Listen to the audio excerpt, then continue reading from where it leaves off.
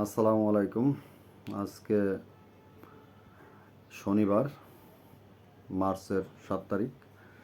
আজকে আমি ইরান সম্পর্ক নিয়ে কিছু কথা বলবো। ইরানে আজকে সর্বোচ্চ হামলা চালাবে ইসরায়েল এবং আমেরিকা।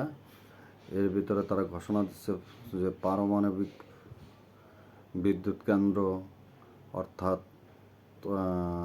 বিভিন্ন মিসাইল কারখানা, বড় বড় স্থাপনা যেগুলো আছে ইরানের, এগুলোর উপর হামলা চালিয়ে ধ্বংস করবে। আজকে বড় ধরনের রাতে হামলা করার সম্ভাবনা আছে এবং তাদের বোমার বিমান ইসরায়েলে এসে পৌঁছেছে এবং ইসরায়েলের কিছু অস্ত্রপাতি কম হয়ে যাওয়াতে নতুন করে ইসরায়েল আবার দ্বারস্থ হয়েছে আমেরিকার কাছে অস্ত্র কেনার জন্য।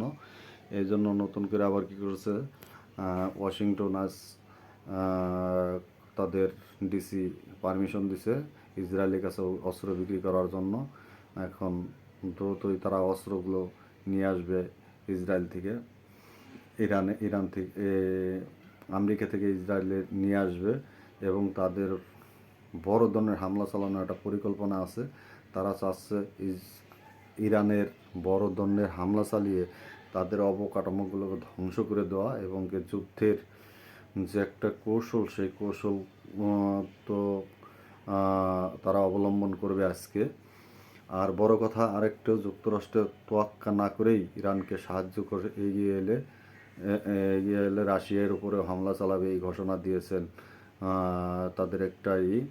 তো এই জন্য ইরান একা কী করতে পারবে জানি না, তবে ইরানের পক্ষে এখন অন্য অন্যদের সাথে থাকলেও তারা এখন পিছু পাক, অর্থাৎ হলো তারা নিচ দিয়ে আর কি এটাকে সাহায্য করছে, কিন্তু উপরে কেউ সাহায্য করার সাহস পাচ্ছে না।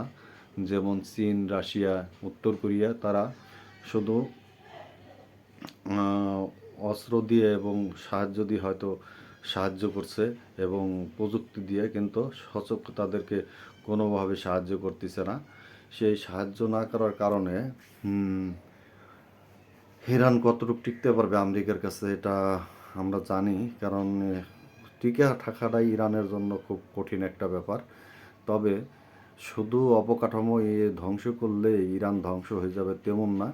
ইরানের ভূমি দখল করা তো তাদের কোনো উদ্দেশ্য না। উদ্দেশ্য হলো তাদের অবকাঠামোকে ইরানের ধ্বংস করে দেওয়া এবং কি সরকার প্রধানকে পুতুল সরকার বসানো, যেমন ইরাকে করেছে, তারপর লিবিয়ায় করছে। এরকম যে সকল দেশগুলো করছে এইরকম এই দেশটার উপরে পুতুল সরকার বসানো। কিন্তু ইরান তো তা মেনে নেবে না। ইরানের যে নিয়ম কারণ আছে, ধর্মীয় নেতা হিসেবে যাদেরকে সিলেক্টেড করা 3 সদস্যের মাধ্যমে, তা অলরেডি সিলেক্টেড করেছে, নাম প্রকাশ করছে না একটি কারণে, সেটি হলো এখন এটা ধোঁয়াশার ভিতরে রাখছে অলরেডি। এটা যখন একটা নিরবিত, তখন তারা আবার নতুন সরকারের নাম ঘোষণা। এইদিকে খামেনি তো মৃত্যুর তার শেষ যে জানাজা এখন পর্যন্ত হয়নি, বা কোথায় তার লাশ রেখেছে এটাও এখন পর্যন্ত প্রকাশ করেনি ইরান। যাই হোক, কতদিন পরে খামেনির লাশ জানাজা দিবে সেটা এখনও বলা যাচ্ছে না।